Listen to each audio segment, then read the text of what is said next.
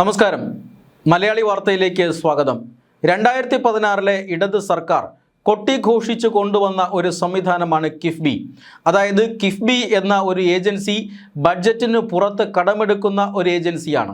ഇങ്ങനെ ബഡ്ജറ്റിന് പുറത്ത് കടമെടുക്കുന്ന ആ തുക ഉപയോഗിച്ച് കേരളത്തിൽ വൻകിട വികസന പദ്ധതികൾ കിഫ്ബി നടപ്പിലാക്കും. അതിനുശേഷം കേരള സർക്കാരിൻ്റെ റോഡ് ടാക്സ് പോലെയുള്ള വരുമാന മാർഗങ്ങളിൽ നിന്ന് പതിയെ ഈ കടങ്ങൾ വീട്ടും.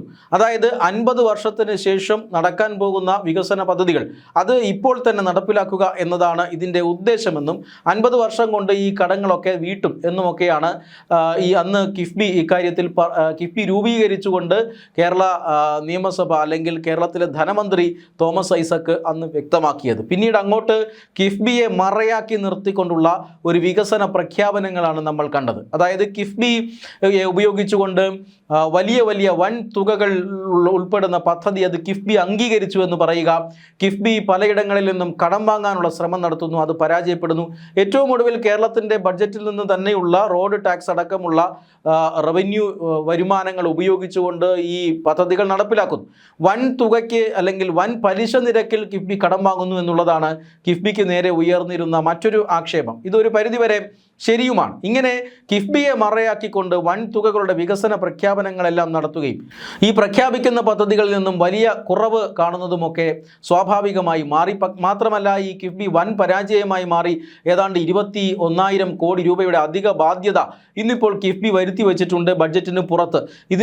ഇതിനും പുറത്താണ് ഏതാണ്ട് 11,000 കോടി രൂപയുടെ ബാധ്യത പെൻഷൻ ഫണ്ട് കമ്പനികൾ വരുത്തി വെച്ചിട്ടുണ്ട്. ഇങ്ങനെ കിഫ്ബിയും പെൻഷൻ ഫണ്ട് പദ്ധതികളെല്ലാം നിയമവിരുദ്ധമാണ്, ഭരണഘടനാ വിരുദ്ധമാണ്. ബഡ്ജറ്റിന് പുറത്ത് ഇങ്ങനെ പണം കടമെടുത്തുകൊണ്ട് വലിയ പലിശയ്ക്ക് കടമെടുത്തുകൊണ്ട് ഇങ്ങനെ ചെലവഴിക്കുന്നത് സംസ്ഥാന താല്പര്യങ്ങൾക്ക് വിരുദ്ധമാണ് എന്ന് നേരത്തെ തന്നെ കിഫ്ബിക്ക് എതിരായ നിലപാടാണ് അന്നത്തെ പ്രതിപക്ഷം, അതായത് ഇന്നത്തെ ഭരണകക്ഷിയായ UDF എടുത്തിരുന്നത്. അതുകൊണ്ട് തന്നെ ഭരണത്തിൽ വന്നാൽ കിഫ്ബിയുടെ കാര്യത്തിൽ ഒരു പുനഃപരിശോധന ഉണ്ടാകും എന്ന് ഏതാണ്ട് ഉറപ്പായിരുന്നു. കിഫ്ബി ഒരു സാമ്രാജ്യമാക്കി എവിടെ വച്ചിരിക്കുകയാണ്. കിഫ്ബിയിൽ നടക്കുന്ന പ്രവർത്തനങ്ങളൊന്നും ധനവകുപ്പിനെ അറിയിക്കുന്നില്ല. കിഫ്ബിയുടെ നടപ്പാക്കുന്ന പദ്ധതികളിലെല്ലാം വലിയ കാലതാമസം ഉണ്ടാകുന്നു. കിഫ്ബി ഒട്ടും കാര്യക്ഷമമല്ലാത്ത ഒരു വികസന ഏജൻസിയാണ് കേരളത്തിൽ എന്ന് മാത്രമല്ല, കേരളത്തിൻ്റെ വികസനം തടസ്സപ്പെടുത്തുക, കേരളത്തിൽ അഴിമതി വർദ്ധിപ്പിക്കുക എന്നതിനൊക്കെ ഈ കിഫ്ബി കാരണമായിട്ടുണ്ട് എന്ന് നേരത്തെ തന്നെ പ്രതിപക്ഷ നേതാവായിരിക്കുമ്പോൾ VD സതീശൻ വിമർശിച്ചിരുന്നതാണ്. ഇപ്പോഴിതാ മുഖ്യമന്ത്രിയാകുമ്പോൾ അദ്ദേഹം കിഫ്ബിക്കെതിരെ വാളോങ്ങുന്നു എന്നതിൻ്റെ ആദ്യ സൂചന പുറത്തു വന്നു കഴിഞ്ഞിരിക്കുന്നു. അതായത് 1999 November 11 Kerala infrastructure fund act അനുസരിച്ചിട്ടാണ് കേരളത്തിൽ കിഫ്ബിക്ക് രൂപം കൊടുക്കുന്നത്. 2016 ഈ നിയമത്തിൽ ചില ഭേദഗതികൾ വരുത്തിക്കൊണ്ടാണ് തോമസ് ഐസക് ഈ കിഫ്ബിയെ ഉപയോഗിച്ചുകൊണ്ടുള്ള കണ്ണിൽ പൊടിയിടലുകൾക്ക് തുടക്കം കുറിച്ചത്. അതേ കിഫ്ബിയുടെ പരിഷ്കരണം അല്ലെങ്കിൽ ആ കിഫ്ബി കാലോചിതമായി പരിഷ്കരിക്കുന്നതിന് വേണ്ടി ഈ ബഡ്ജറ്റിൽ ഒരു പ്രഖ്യാപനം വന്നിരിക്കുന്നു. വിദഗ്ധ സമിതിയെ നിയമിക്കും എന്ന പ്രഖ്യാപനമാണ് VD സതീശൻ സർക്കാർ നൽകിയിരിക്കുന്നത്. തീർച്ചയായും ആ വിദഗ്ധ സമിതിയുടെ റിപ്പോർട്ട് കിഫ്ബിയുടെ നിലവിലുള്ള ഘടനയ്ക്കെതിരായിരിക്കും എന്ന കാര്യത്തിൽ തർക്കമൊന്നുമില്ല. കാരണം UDF സർക്കാരാണ് ഭരിക്കുന്നത്. UDF സർക്കാരാണ് ഇങ്ങനെ ഒരു കിഫ്ബിയെ പരിഷ്കരിക്കുന്നത്, കാലോചിതമായി പരിഷ്കരിക്കുന്നതിനൊരു വിദഗ്ധ സമിതിയെ രൂപീകരിക്കുന്നത്. അതുകൊണ്ട് തന്നെ ഈ വിദഗ്ധ സമിതിയുടെ റിപ്പോർട്ട് സർക്കാർ ആഗ്രഹിക്കും പ്രകാരമായിരിക്കും എന്ന കാര്യത്തിൽ തർക്കമൊന്നുമില്ല. അതുകൊണ്ട് തന്നെ കിഫ്ബിയുടെ മരണമണി മുഴങ്ങി തുടങ്ങി എന്ന് നമുക്ക് ഈ ഘട്ടത്തിൽ വിലയിരുത്താം. ഈ ബഡ്ജറ്റ് പ്രഖ്യാപനത്തിൽ തന്നെ കിഫ്ബിയെ ഇല്ലായ്മ ചെയ്യാനുള്ള ആദ്യ പടിയാണ് ഈ വിദഗ്ധ സമിതിയുടെ രൂപീകരണം എന്ന് ഏതാണ്ട് ഉറപ്പായി കഴിഞ്ഞു. കിഫ്ബി രൂപീകരിച്ചതിന് ശേഷം കിഫ്ബിയുടെ പ്രവർത്തനങ്ങൾ വിലയിരുത്തിയ C&AG അല്ലെങ്കിൽ കേന്ദ്ര ഓഡിറ്റ് വിഭാഗം എല്ലാം ഇത്തരത്തിൽ കിഫ്ബിക്ക് എതിരായിട്ടുള്ള റിപ്പോർട്ടാണ് സമർപ്പിച്ചിട്ടുള്ളത്.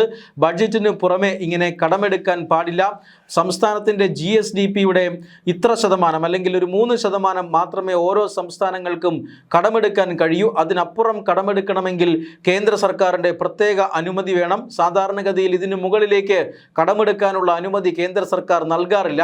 അതുകൊണ്ട് തന്നെ ഈ ഒരു ക്യാപ്പ് അല്ലെങ്കിൽ ബഡ്ജറ്റിൽ കടമെടുക്കാനുള്ള പരിധി മറികടക്കാനായി ബഡ്ജറ്റിന് പുറത്ത് ഒരു ഉഡായിപ്പ് സംവിധാനം ഉണ്ടാക്കിയിരിക്കുന്നു. അതാണ് കിഫ്ബി എന്ന് നേരത്തെ തന്നെ വിലയിരുത്തലുകൾ ഉണ്ടായിരുന്നു. ഈ കിഫ്ബി ഭരണഘടനാ വിരുദ്ധമാണ് എന്ന് നേരത്തെ കേന്ദ്ര ഏജൻസികൾ തന്നെ പറഞ്ഞിരുന്നതാണ്. പക്ഷേ അതൊന്നും കൂട്ടാക്കാൻ അന്നത്തെ തോമസ് ഐസക് സർക്കാർ തയ്യാറായില്ല. കിഫ്ബിയുടെ അല്ലെങ്കിൽ കിഫ്ബിയിൽ നിന്നുള്ള വിവരങ്ങൾ വെച്ചുകൊണ്ട് ബഡ്ജറ്റിൽ മോഹന വാഗ്ദാനങ്ങൾ നൽകുക എന്നതായിരുന്നു ആ ഒരു സർക്കാരിൻ്റെ ഒരു നയം. എന്നാൽ കഴിഞ്ഞ KN ബാലഗോപാൽ ധനമന്ത്രിയായിരുന്ന സമയത്ത് അദ്ദേഹത്തിന് ഈ തോമസ് ഐസക്കിന് പോലെയുള്ള വിശ്വാസം കിഫ്ബിയിൽ ഇല്ലായിരുന്നു. എങ്കിലും അദ്ദേഹം കിഫ്ബിയുടെ പദ്ധതികളും പ്രവർത്തനങ്ങളും ഒക്കെ പരാമർശിക്കുമായിരുന്നു. കിഫ്ബിയുടെ അല്ലെങ്കിൽ കിഫ്ബി ഏറ്റെടുത്ത് നടപ്പിലാക്കുന്ന പദ്ധതികളിൽ പലതും വർഷങ്ങളുടെ കാലതാമസം എടുക്കുന്നുണ്ട്. അത് റോഡായിക്കോട്ടെ, പാലമായിക്കോട്ടെ, സ്കൂൾ കെട്ടിടങ്ങളായിക്കോട്ടെ, ഒരു സമയബന്ധിതമായി ഇതൊക്കെ പൂർത്തിയാക്കുന്നതിന് ആവശ്യമായ ഒരു ക്രമീകരണം കിഫ്ബി ഏർപ്പെടുത്തുന്നില്ല. ആ സാഹചര്യത്തിൽ കിഫ്ബി വലിയ ഒരു പരാജയമായി മാറുന്നു. മാത്രമല്ല, തെരഞ്ഞെടുപ്പ് സമയത്ത് കിഫ്ബിയെ മുൻനിർത്തിക്കൊണ്ടുള്ള വലിയ പ്രചരണമാണ് LDF സർക്കാർ നടത്തിയിരുന്നത്. അതായത് കിഫ്ബിയുടെ വികസന പദ്ധതികൾ ജനങ്ങളിലേക്ക് എത്തിക്കുക എന്ന ഉദ്ദേശത്തോടു കൂടി കോടിക്കണക്കിന് രൂപയാണ് PR വർക്കിന് വേണ്ടി കിഫ്ബിയെ മുൻനിർത്തിക്കൊണ്ട് കിഫ്ബിയുടെ ഫണ്ടിൽ നിന്നും എടുത്ത് സർക്കാർ ചെലവഴിച്ചത്. ഇതെല്ലാം ജനങ്ങളിൽ ഒരു വിപരീത ഫലമുണ്ടാക്കി എന്ന കാര്യത്തിൽ തർക്കമൊന്നുമില്ല. നിയമസഭാ തെരഞ്ഞെടുപ്പിൽ ഇടതുമുന്നണിയെ തോൽപ്പിച്ചതിൽ ഏറ്റവും പ്രധാനപ്പെട്ട പങ്ക് വഹിച്ചത് ഈ കിഫ്ബിയുടെ പേരിൽ നടത്തിയ പ്രചരണ പരിപാടികൾ തന്നെയായിരുന്നു. അതിപ്പോൾ പൊളിച്ചെടുക്കുകയാണ് UDF സർക്കാർ. ഇനി കിഫ്ബി സംസ്ഥാന ഭരണത്തിൻ്റെ അല്ലെങ്കിൽ സംസ്ഥാനത്തിൻ്റെ ധനകാര്യ മേഖലയുടെ ഒരു സെൻറ്റർ പോയിൻ്റ് ആവില്ല. കിഫ്ബിയുടെ കാലോചിതമായ പരിഷ്കരണം, അതിനുശേഷം വേണ്ട നിയമനിർമ്മാണം, ഇതാണ് ഒരുപക്ഷെ VD സതീശൻ സർക്കാർ ലക്ഷ്യമിടുന്നത്.